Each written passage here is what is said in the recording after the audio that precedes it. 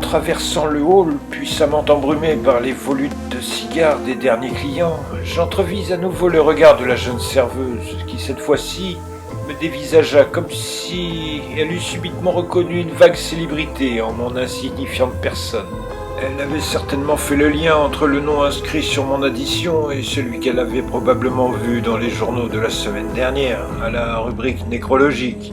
Mais je ne lui accordais pas même un regard de courtoisie, car je ne voyais plus que le cadre rouge et sanguinolent de ce petit ascenseur hypnotisant qui semblait n'attendre que moi, et dans lequel je m'engouffrais délibérément, en me laissant sciemment manipuler.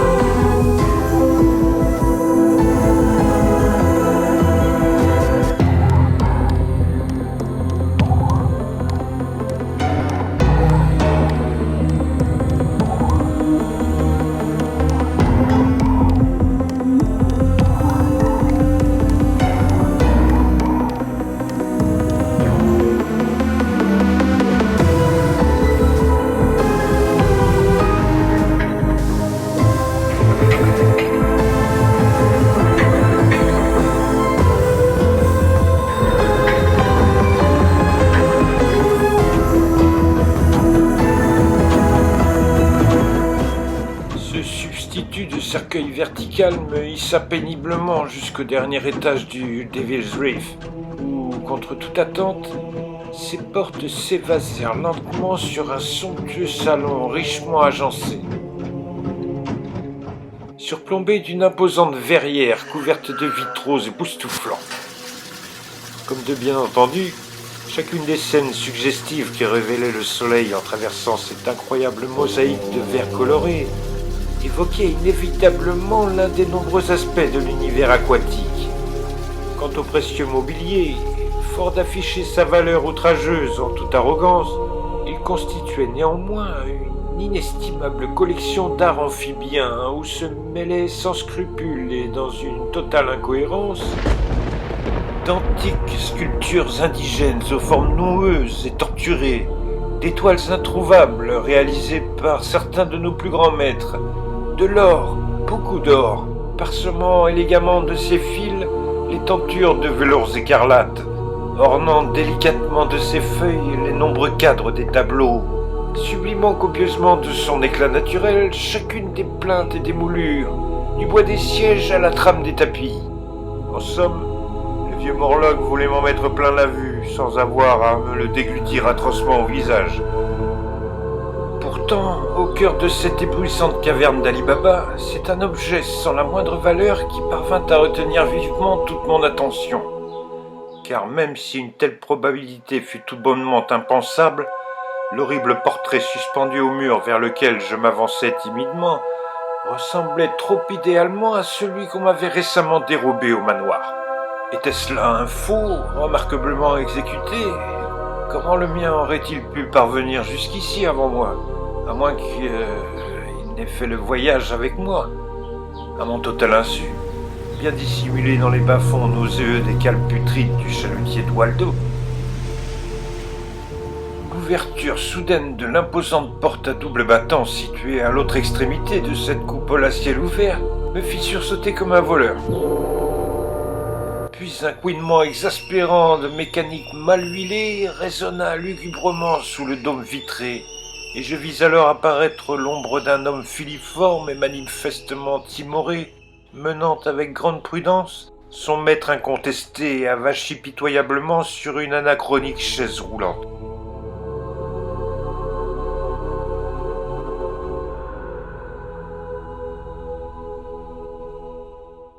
C'est un véritable fishman, Lança délibérément le vieux Morlock depuis sa chaise pour toute forme d'introduction. Il ne s'était pas même donné la peine de s'apprêter pour l'occasion et me reçut familièrement, vêtu d'une simple robe de chambre écarlate, jetée négligemment sur son pyjama. Et l'aspect peu protocolaire de cette fallacieuse rencontre me fit soudainement prendre conscience du ridicule de la situation. Mais j'étais bien déterminé à ne rien laisser paraître de mon discernement et rétorquai candidement par une habile accusation à peine voilée. C'est stupéfiant. Hier encore, je tenais sa copie conforme entre les mains, mais malheureusement, je fus victime d'un odieux larcin, et Dieu seul sait où elle se trouve à présent. Sly ne scilla pas même de son affreux regard vitreux et globuleux, mais en contrepartie, il éructa bruyamment un horrible glaire gélatineux qu'il était allé tirer du plus profond de ses tripes putréfiées. Je vis alors son maigre laquais lui tendre aussitôt un étrange flacon de sirop noir et visqueux, dont le vieillard se rassasia avidement des dernières gouttes avec une telle appétence que la scène frôla l'indécence. Mais comme par miracle, lorsqu'il en vint à aborder sans détour la véritable raison de sa capiteuse invitation, non seulement sa voix s'en trouva suffisamment éclaircie pour devenir enfin compréhensible, mais le restant de son corps chétif et maladif me parut lui aussi soudainement investi d'une surprenante et incompréhensible vitalité juvénile. Sa peau blême et verdâtre, qu'un bon siècle avait immanquablement fini par buriner de multiples crevasses, se retendait insensiblement d'une étrange façon. Son cheveu rare et grisonnant s'étoffait à nouveau, en s'assombrissant discrètement, et dans cet afflux subit d'énergie, visiblement stimulé par cette inabordable cure de jouvence, Sly trouva même la force de s'extirper de son siège pour venir me rejoindre en titubant à peine. Monsieur Pierce, ou devrais-je vous appeler McPierce, puisque tel était le nom de vos ancêtres? Sa voix était devenue bien moins glaireuse qu'au téléphone. Faites comme bon vous semble, je viens moi-même d'en être tout juste informé. Vous êtes aussi informé de l'étroit lien fraternel qui unissait jadis nos familles. Je vis seul à Paris et n'avais plus entendu parler de mon père depuis près de 20 ans. Alors, en ce qui concerne l'histoire du reste de mes ancêtres... Eh bien, si vous le permettez, je serais à même de vous replonger dans les méandres de cette époque lointaine et méconnue, où par une sombre nuit d'octobre 1764, les McPierce et les McMorlock ont débarqué ensemble sur l'île de Darkwater pour tenter de la faire renaître de ses cendres. Désireux d'en apprendre davantage, j'acceptai finalement de m'asseoir sur le siège qu'il me désigna d'une paume de main ouverte et fripée, en le laissant poursuivre insidieusement son abétissante histoire. Cette île fabuleuse, au passé tumultueux, n'avait plus ressenti les pieds d'un homme sur son sol infertile depuis la pendaison du dernier bagnard de la léproserie. Non pas qu'ils y pendissent les lépreux, ces pauvres bougres le faisant déjà de leur propre gré, mais parce qu'une prison fut instaurée dans les anciens locaux de ce sinistre mouroir. Ce bagne ferma définitivement ses portes en 1699 et depuis l'an 1700, plus personne ne remit jamais les pieds à Darkwater. Jusqu'à ce fameux soir d'octobre 64, 65 ans plus tard. Bien que l'origine de nos racines respectives furent ancrées aux antipodes de l'Écosse, les McMorlock revendiquant fièrement les leurs des Highlands du Grand Nord, tandis que celles des McPierce provenaient indéniablement des Lowlands du Sud, nos deux familles trouvèrent le moyen de s'associer pour aller commercer dans le monde entier, et ce, dès le début du IXe siècle.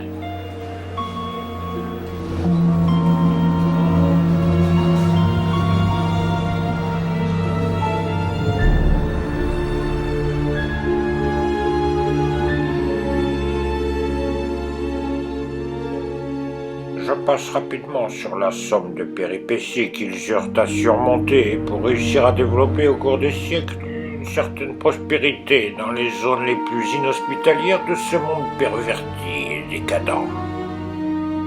Toutefois, à son apogée, l'île de Darkwater se regorgeait de pouvoir afficher fièrement les résultats notoires du plus abouti de leurs innombrables projets avant-gardistes. Je serais même enclin d'attribuer tout le mérite à votre seul aïeul, ce vieux pirate de Zacharie. L'intonation désopilante avec laquelle il prononça cette dernière phrase vint subitement profaner effroyablement sa morbide rétrospective généalogique, de la même façon qu'on extirpe d'anciens cadavres de leur placard, car il sembla évoquer le souvenir de ce Zacharie comme si lui-même l'eût jadis côtoyé de très près. Enivré par ce grouillement des réminiscences, le dignitaire des Morlocks poursuivit en s'adressant directement à son superbe plafond chamarré de sa myriade de vitraux. Le port y était prospère et la pêche intarissable. Les MacPierce ont toujours eu cet apanage du commerce, et votre quadrisaïeul, Zach MacPierce, eut au fait de ranimer le cœur agonisant de cette pitoyable épave laissée à la dérive, en développant outrageusement le négoce des docks, jusqu'à pouvoir contenter généreusement chacun des habitants de l'île, tandis que de leur côté, les MacMorlocks qui avaient hérité d'une longue lignée d'architectes prédisposés dans l'art de la construction, s'attelèrent à fournir de quoi loger cet incessant afflux d'opportunistes qui, fatalement, allait bientôt finir par surpeupler grièvement ce fragile havre de paix. La prospérité de l'île devint rapidement légendaire et les voyageurs du monde entier savaient la situer sur une carte. On venait y quérir de l'or à bas prix, marchander de singuliers bijoux introuvables ailleurs, conclure de bonnes affaires ou simplement profiter de ce lieu paradisiaque pour s'enivrer de son incomparable rhum local en dégustant deux gigantesques homards disproportionnés. Ce jour béni du 28 octobre 1764 fut dès lors renommé le jour du festin, en honneur des pionniers qui parvinrent à sustenter la totalité de l'île, et même bien au-delà.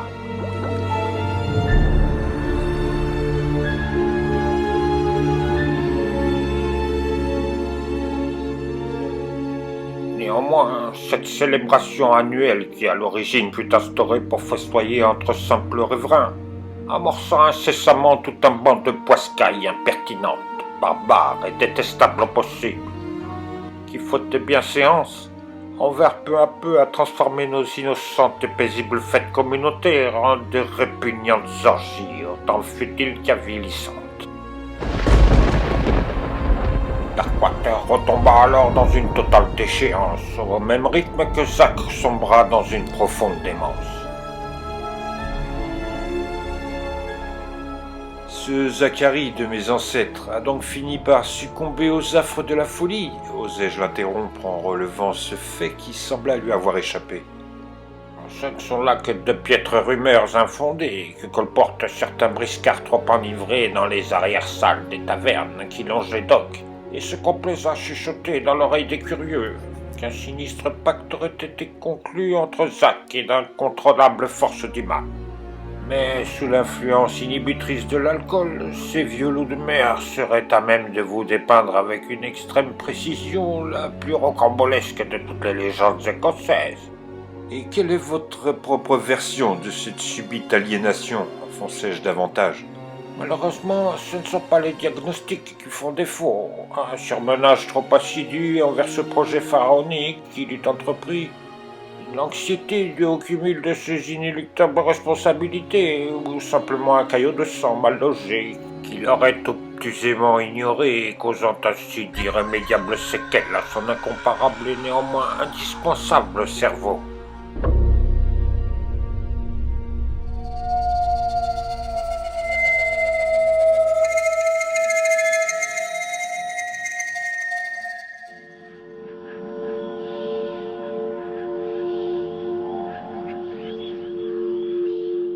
Peut-être que le simple fait de constater avec impuissance l'incontrôlable déchéance de son chef-d'œuvre eut progressivement contribué à l'aliéner définitivement. Je le devinais excessivement incommodé d'en être arrivé malgré lui à devoir évoquer cette période nébuleuse de notre histoire tristement commune. Sur quoi il éluda ce sujet trop épineux en sautant du coq à l'âne, pour enchaîner sur la véritable proposition qui frétillait déjà dans le surplus débordant de mucus répugnant que s'efforçait rageusement de contenir ses maigres lèvres pincées. « Je vais être franc avec vous, » poursuivit Slide. « Si je désirais tant vous rencontrer, c'est parce qu'avec Edward, votre regretté père, nous avions entrepris de relancer la fabuleuse épopée de nos ancêtres. Mais les douloureuses circonstances dont vous venez de faire les frais me contraignent à reporter sur vous l'offre alléchante que j'avais récemment soumise à Edward.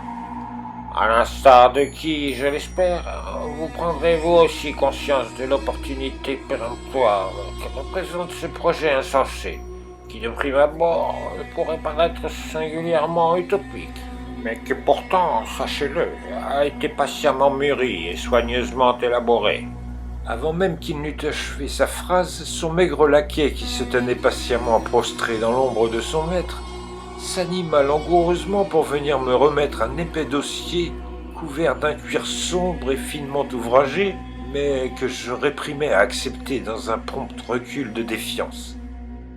Peu importe la teneur excentrique de ce mystérieux contrat, rétorquai-je en découvrant l'odieuse étoile de mer flanquée de son œil unique et globuleux qui ornait ostensiblement la couverture épidermique de ce pacte maléfique. Comme je vous l'ai brièvement évoqué au début de cette conversation, je n'entretenais plus aucune relation avec mon père et n'éprouve encore moins d'intérêt pour cette obscure collaboration dont vous me faites la surprenante primeur. Ne vous méprenez pas, monsieur Pierce. Il n'est nullement question d'argent ou de servitude dans ce modeste accord que nous avions rédigé avec Edouard. Sous l'œil attentif de Maître Orbu, le notaire qui eut le suprême privilège de pouvoir entériner la légitimité de ce précieux manifeste. Mais j'aimerais simplement que vous preniez le temps d'y jeter un œil, afin de vous forger votre propre opinion sur ce qui pourrait être l'opportunité de votre vie. Emportez cet exemplaire avec vous et prenez soin d'en étudier posément chacune des clauses d'un œil attentif. Vous y découvrirez alors toute l'ingéniosité dont nous fûmes capables de faire preuve pour réactualiser le propre schéma qui avait su mener nos ancêtres à la gloire. Étais-je subitement sujet à l'effet hallucinatoire produit par l'incroyable acoustique de ce dôme de verre monumental? Ou était-ce Morlock qui insistait délibérément sur l'emploi excessif du mot œil?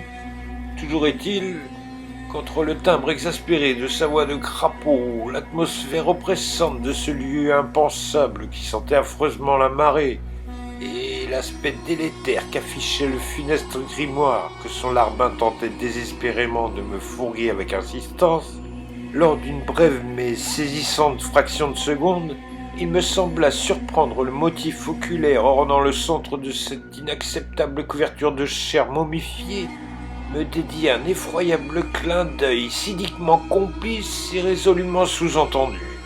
Mais je réfrénai aussitôt cette méprisable hallucination de mon esprit en regardant ce centenaire ainsi soudainement ragaillardi faire mine de réintégrer pitoyablement son fauteuil roulant en me menaçant d'un dernier ultimatum fallacieusement travesti sous les couverts d'une pompeuse invitation.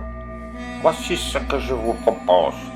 Je vous laisse jusqu'à la fin du mois pour étudier ce dossier à tête reposée et vous viendrez vous-même me faire part de votre décision à Darkwater, où je vous invite cordialement à venir vous joindre à nous pour honorer le jour du festin et pouvoir réellement apprécier un meilleur aspect de cette île désœuvrée qui ne demande qu'à renaître à nouveau.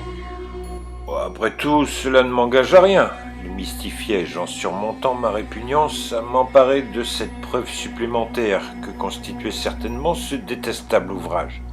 Il va de soi que la totalité de vos frais seront à ma charge. C'est très généreux de votre part. Cependant, si je puis me permettre, vous évoquiez un accident en parlant de mon père au téléphone. Toutefois, selon Maître Orbu, il serait question d'un suicide. Et au dire de M. Fichemont, l'homme qui m'a remis ses cendres, Quelque individu peu scrupuleux l'aurait pris en filature jusqu'à son bureau pour ensuite maquiller son odieux crime en suicide. Et selon vous, il ne s'agirait là que d'un banal accident? Que vouliez-vous suggérer au juste? Si je m'avance sur l'éventualité d'une balle perdue lors du nettoyage de son arme, c'est simplement parce qu'Edward n'avait aucune raison de vouloir mettre fin à ses jours. Et que ce triste soir, j'ai moi-même entendu la détonation à l'instant où je m'apprêtais à frapper chez lui. Je me suis aussitôt rué à la fenêtre, mais il n'y avait pas plus d'animation sur l'avenue qu'il n'en restait dans le corps inerte de ce pauvre Edward.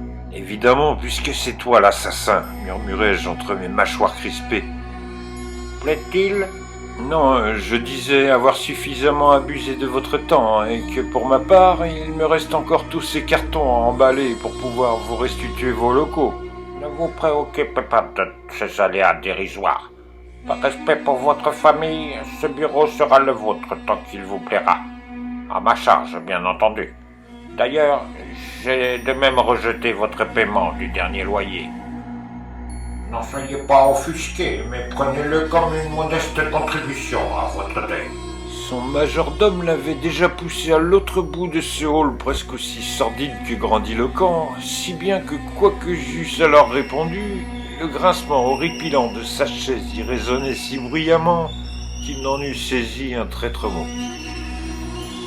En refermant d'une main hésitante la petite grille de son ascenseur personnel, serrant de l'autre l'affreux dossier que je coinçais malaisément sous mon aisselle, plutôt que de ressentir l'allégresse d'être enfin parvenu à élucider certaines de mes controverses, je fus au contraire submergé par un foisonnement de nouvelles questions irrecevables qui, fort de me dépiter, ne parvinrent qu'à m'infliger d'horribles maux de tête.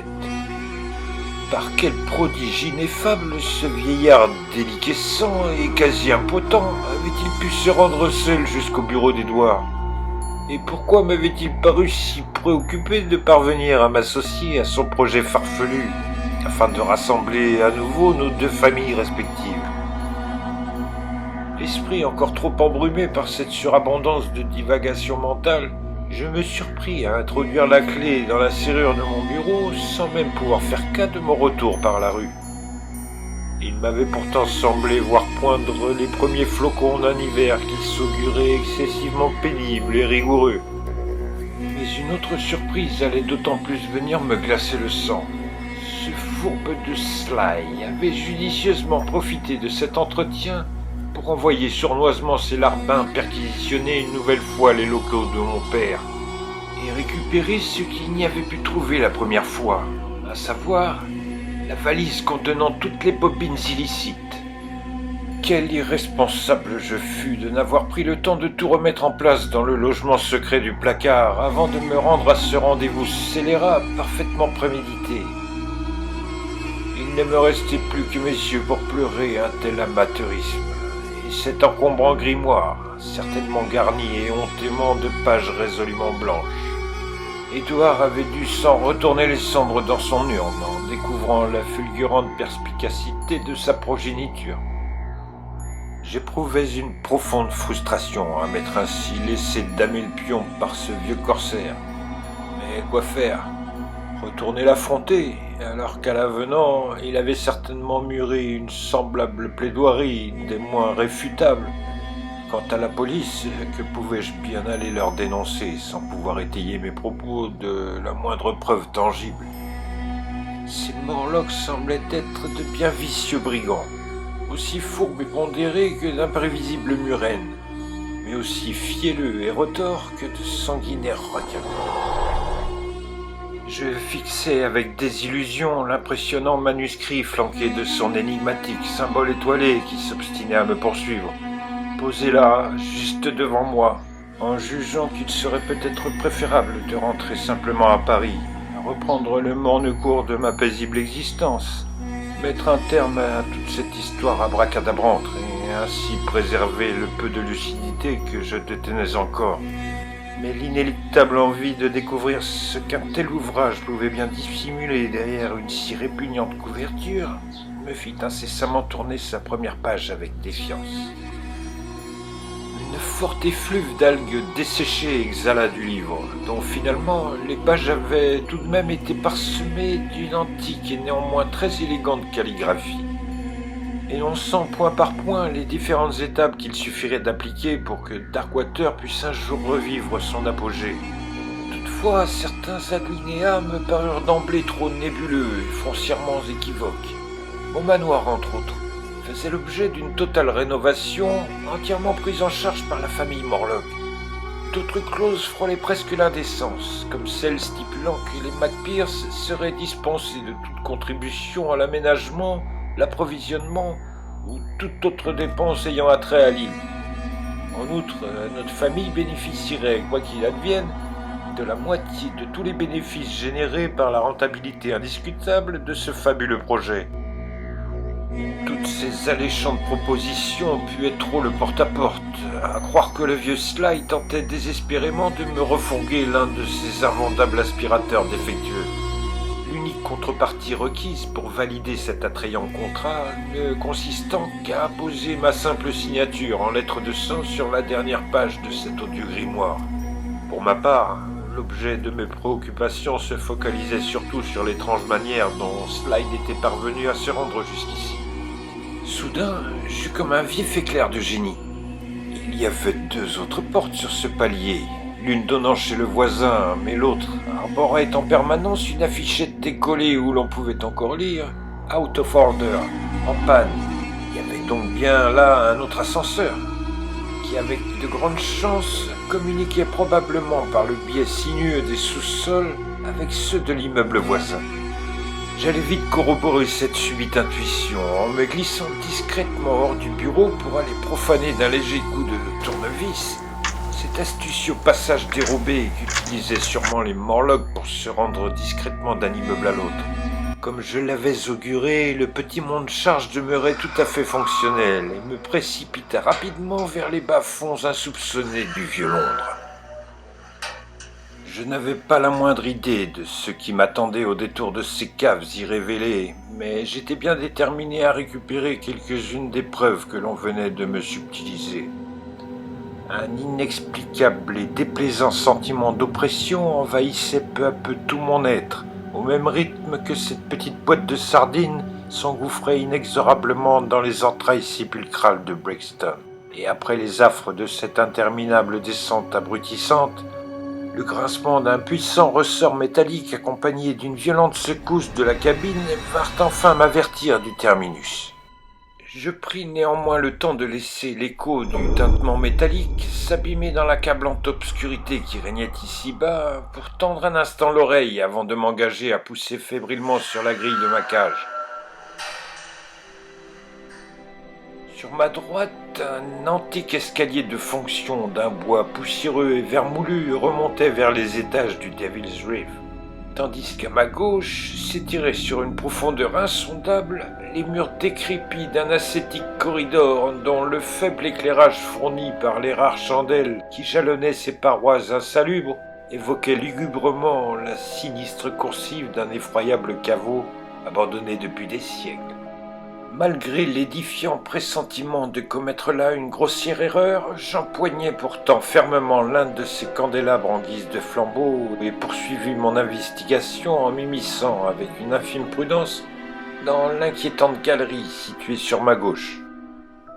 Une légère odeur avariée émanait du noir tréfonds de ce long tunnel rectiligne et le ronronnement régulier d'une lointaine chaudière justifiait de la chaleur excessive qui oppressait lourdement l'atmosphère. J'avançai lentement en tâtonnant ces murs fiévreux du bout des doigts et ce sol incertain du bout des pieds, sur une distance avoisinant celle de la façade de l'hôtel, pour finalement aboutir dans un cul-de-sac condamné par une fine porte métallique criblée de rouille. Cependant, depuis l'arrière irrévélé de cet obstacle importun, un imperceptible mitraillage ininterrompu, évoquant celui produit par ces cartes à jouer que les gamins fixent parfois au rayon de leur bicyclette, m'administra perfidement une première dose d'adrénaline. Car non seulement ce bruit familier me révéla l'éventualité d'une autre présence que la mienne ici-bas, mais de surcroît, Le trait de lumière bleutée et saccadé qui s'immisçait sous la porte me confirma qu'il s'agissait bien là du son d'un projecteur. Le petit portillon de fer corrodé n'opposant aucune résistance, j'entrai. Dans l'obscurité de cette impensable salle dérobée, où la puanteur décuplée me fit monter la nausée, un appareil similaire à celui d'Edouard projetait les images spasmodiques de l'un de ses films. Mais par chance, je n'entrevis aucun spectateur. Mes présomptions étaient bien avérées. Qui que fût mon voleur, il avait dû emprunter ce même passage ténébreux pour rejoindre mon bureau en toute discrétion. D'ailleurs, en éclairant de mon bougeoir les piteuses étagères suspendues au mur, je reconnus formellement les boîtes cylindriques contenant les bobines d'Edouard. De même qu'un sinistre cumul d'objets irrationnels qui manifestement provenaient d'anciens clients ayant eu l'audace ou la malchance de séjourner dans ce sordide hôtel délétère.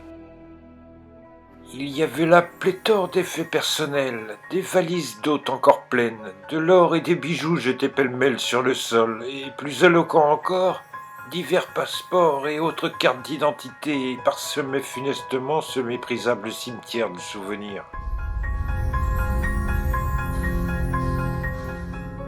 Arrivé dans le fond de cet antre diabolique, je découvris une seconde porte analogue à la première, donnant sur un nouveau couloir encore plus odorant et enténébré que le précédent.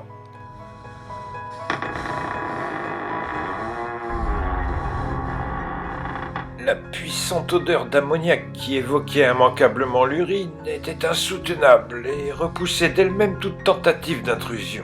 Mais à nouveau, mon obstination allait encore l'emporter sur ma raison, et je me couvris simplement le nez d'un mouchoir pour pouvoir résister le plus longtemps possible en me jetant délibérément dans la moiteur de ces relents putrides et corrompus. L'idée que ces vapeurs nocives puissent émaner d'une poche de gaz qui se serait accumulée dans cet étroit boyau me fit soudainement prendre conscience que ma simple bougie pouvait alors embraser la totalité de ce bâtiment comme un vulgaire fétu de paille. Pourtant, pas même la prise de conscience d'un tel risque ne suffit à contrarier mon entêtement excessif, et comme je m'abandonnais aveuglément à cette quête déraisonnable, un autre bruit me parvint progressivement des tréfonds de cette noirceur inquiétante. Un son atrocement singulier, visqueux, spongieux et gélatineux, comme si quelqu'un s'évertuait à balloter un énorme sac rempli de viscères encore tièdes en le faisant rouler piteusement sur le sol. Au final, je m'attendais à conclure cette expédition nocturne dans la fosse septique où venaient se déverser toutes les vidanges de l'hôtel, tant le bruit et l'odeur s'y prêtaient idéalement. Mais bien pire encore, c'est là que je vis la chose. Hideuse, sanguinolente, maladroite et agressive, cette dégénérescence innommable ne ressemblait à rien que l'on puisse décrire correctement. L'abominable viscosité pustuleuse rampait pitoyablement vers moi par d'abjects soubresauts convulsifs, en éructant d'effroyables râles d'outre-tombe à vous tétaniser sur place. Son écœurante plastique décharnée, translucide et suintante de sécrétions pestilentielles laissait paraître jusqu'à l'intérieur putride de ses entrailles déliquescentes, où grouillaient d'autres insanités difformes en perpétuelle mutation. Tout cela dépassait l'entendement. Dans un excès de lucidité, je tentais d'empoigner le revolver coincé dans mon dos, mais ma main n'y trouva que la large auréole de sueur froide qui trempait ma chemise et me glaçait le bas de l'échine, car j'avais dû l'égarer stupidement dans les replis du canapé du bureau, et je me retrouvais désarmé et complètement pétrifié par la déraison devant l'incohérence de ce phénomène de foire qui arpentait nonchalamment ce dédale de couloir en glissant sur ses propres déjections, à la manière d'une épouvantable limace mutante aux proportions démesurées. Mais ce ne fut qu'après avoir déserté les lieux, comme si j'avais eu le diable aux trousses, que je me suis souvenu de tous ces détails avilissants. Car sur l'instant, je ne songeais qu'à sauver ma modeste carcasse de l'antre maléfique où j'avais osé m'aventurer. Je m'étais éperdument jeté dans le minuscule monte-charge qui me fut pourtant salvateur, et dès que j'eus réintégré mon bureau, je m'y barricadai fermement avant de me rassasier d'une large lampée de bourbon. Puis je rassemblai prestement mes maigres affaires afin de fuir au plus vite ce damné quartier malfamé. Toutefois, avec le recul que je peux désormais y accorder, il apparaît indéniable que c'est dans le fond du bourbon que se trouvait insidieusement diluée la drogue, car je n'avais pas le souvenir d'avoir réussi à rallier la gare de Brixton avant de succomber à l'effet soporifique de la mixture que Sly avait déloyalement fait verser dans ma bouteille par ses larbins fourbes et furtifs.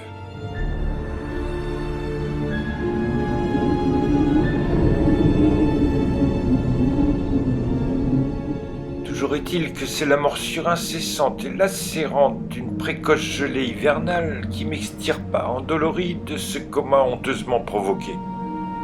Totalement désorienté, je n'aurais su dire où j'étais, ni combien de temps s'était écoulé depuis mon évanouissement. Seule la désolation perturbante de ces bois enneigés, où même l'essence des végétaux semblait avoir déserté leurs écorces torturées et renfrognées, m'évoqua lugubrement l'atroce forêt de Darkwater.